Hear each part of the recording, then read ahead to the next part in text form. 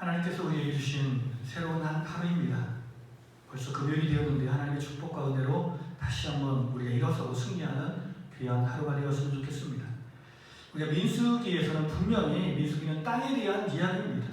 그런데 땅이 무엇인지 우리가 추구하며 어떤 삶을 살아야 되는지, 이 땅에서 어떤 삶을 살아야 되는지를 분명히 말씀해 주고 있습니다. 그래서 레위기 35장의 이야기를 보면 첫 번째 이야기하는 것이 바로 레위인의 성읍입니다.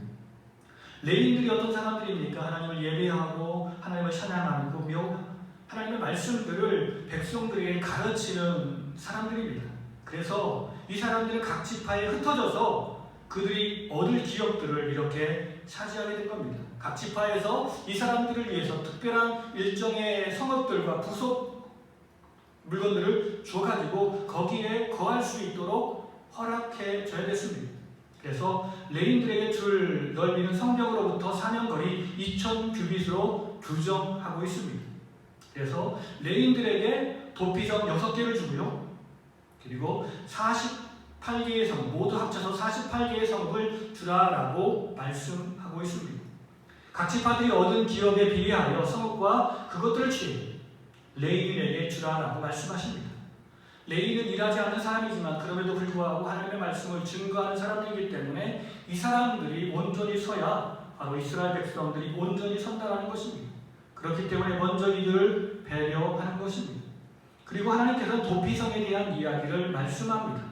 도피성, 이것은 뭐냐면 부지 중에 살인한 사람들이 이 살인에 보복하기 위해서 찾아오는 그 사람들을 피하려고 숨는 곳이 바로 도피성입니다. 그래서 도피성은 그 살인한 자의 생명을 판결을 받기까지 살인자의 친족으로 구성된 보수자에게서 보존하기 위한 조치였다라는 겁니다. 레위인에게 줄 성읍 요단 동편과 서편에 각각 3개씩 6개의 도피성을 구별하라라고 명령하십니다. 누구든지 외국인이든지 내국인이든지 물어나고 이스라엘에 거하는 자는 누구든지 그를 살인한 경우 도피성으로 피할 수 있음을 말씀해 주고 있습니다. 그런데 도피성에 피하여도 생명을 보존할 수 없는 사람들이 있습니다. 바로 어떤 사람들입니까? 고의적으로 살인한 경우에 그렇습니다. 왜냐하면 철이라든지 돌이라든지 나무 연장 등 사람을 죽일 만한 흉기를 가지고 사람을 죽이면 이 사람은 의도적으로 사람을 죽인 사람이기 때문에 그 사람들은 다 죽여야 된다고 말씀하고 있습니다. 미움으로 그리고 계획해서 원한에 의한 살인은 고살자이다. 의도적으로 살인했기 때문에 반드시 죽여야 된다고 말씀하고 있습니다. 도피성에 피하여 생명을 보존할 수 있는 비고의적인 살인의 경우, 살인 의도 없이 비고의적으로 살인한 경우에는 회중이 규례대로 판결해서 살인자를 도피하게 했습니다. 도피성으로 돌려보내야 했습니다. 살인자는 당대의 대제사장이 죽기까지 그 도피성에 거해야 했습니다. 만약에 당대 대제사장이 죽기 전에 도피성 밖으로 나간 경우에 원수를 갚으려고 하는 사람이 그를 찾아가서 죽여도 무방했다라는 겁니다. 이는 살인자가 당대 대제사장이 죽기까지 그 도피성에 거해야 하는 그러한 규칙이 있었기 때문에 그렇습니다. 그런데 당대 대제사장이 죽은 후에는 살인자가 자신의 기업으로 정당히 돌아갈 수 있었습니다. 기타 도피성에 관련 규정들을 보면 이 도피성은 규례는 이스라엘의 영원한 율법이다라는 것입니다. 그리고 고살자, 의도적으로 살인한 사람은 반드시 2명 이상의 증인으로 말미암아 그 증거를 확증해서 죽여야 된다라고 이야기합니다. 그리고 고살자는 생명의 속전을 받지 말고 반드시 죽여야 한다라고 이야기합니다. 도피성에 피한 자를 당대의 대제사장이 죽기 전에는 속전을 받고 자유할 수 있다라고 이렇게 말씀하고 있습니다. 그리고 도피성 제도의 준수를 통한 이스라엘에 거하는 땅의 정결 유지 명령을 하고 있습니다. 항상 이스라엘 백성들은 땅을 더럽혀서는 안 된다.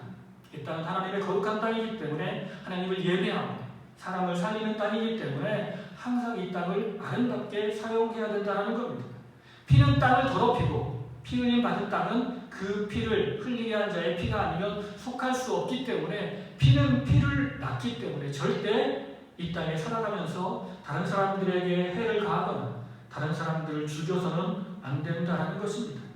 이스라엘이 거하는 땅, 곧 당신이 거하는 땅을 더럽히지 말 것을 재차 명령하셨습니다. 이것은 하나님께서 우리에게 말씀하시기 때문에, 또한 우리 가운데 계시기 때문에 그렇게 말씀하시는 것입니다. 이제 민수기 36장 마지막 장입니다. 여기에도 땅에 대한 이야기를 말씀하고 있습니다.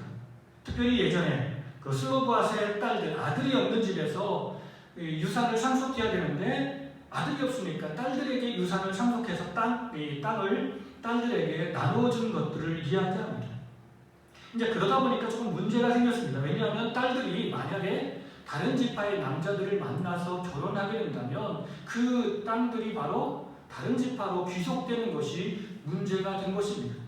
그러면 므낫세 지파의 땅이 줄어들지 않겠느냐라고 생각하는 것입니다. 그래서 이 사람이 우리가 땅이 이제 줄어들 수 있으니까 어떠한 방법을 해주십시오라고 말하는 것입니다.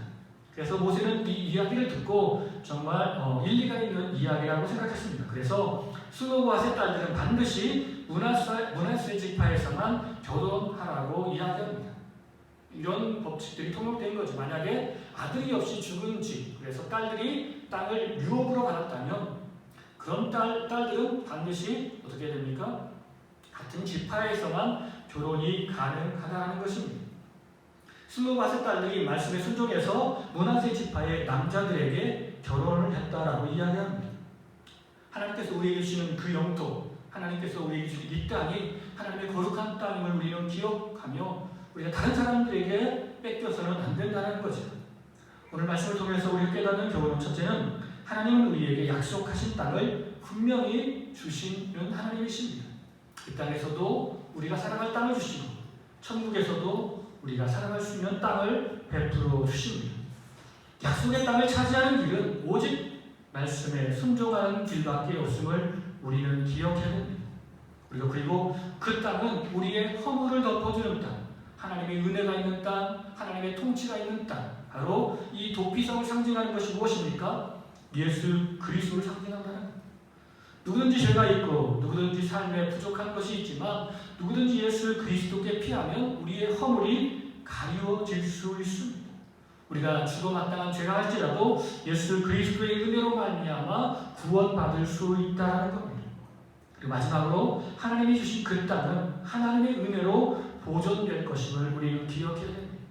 하나님께서 우리를 선택하시고 하나님께서 우리를 인도하시고 하나님께서 우리를 붙잡아 주시면 반드시 우리는 승리하게 될 겁니다. 왜냐하면 우리가 힘이 있어서 승리하는 것이 아니라, 우리가 능력이 있어서 나의 몸과 나의 삶을 유지하는 것이 아니라 나를 도우시는 하나님의 놀라운 능력 때문에 승리할 줄 믿습니다. 오늘 우리가 힘들고 어려운 상황 가운데 있지만 그럼에도 불구하고 예수 그리스도께서 나의 피난처 되시고 도피성 되십니다. 하나님께서 약속하신 모든 것들을 분명히 이루어 주시어서 우리의 삶, 약속한 땅이 우리의 눈앞에 곧 다가올 줄 믿습니다. 우리가 이 믿음 가지고 끝까지 주와 함께 손잡고 동행하는 주의 백성들이 되기를 간절히 축원합니다. 같이 기도하시겠습니다. 주님, 항상 약속한 것을 이루시는 주님, 참으로 감사합니다. 이스라엘 백성들이 부족하여 끊임없이 하나님을 대적했음에도 불구하고 주의 은혜로 그들을 이끄시어 약속하신 땅 앞까지 이르게 하시니 감사합니다.